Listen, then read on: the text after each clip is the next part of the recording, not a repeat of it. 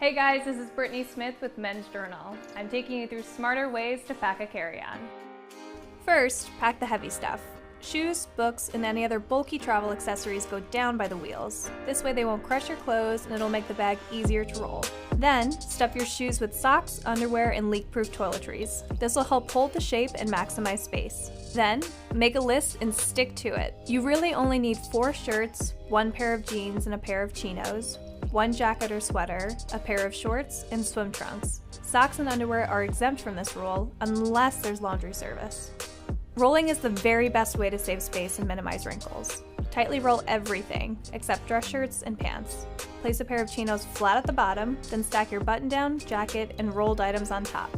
Then wrap the pant legs over and on top to sandwich everything in. This will help prevent creases. Roll your jeans in alternate directions so you don't have a stack of waistbands on one side. No matter the trip, always think about your first day.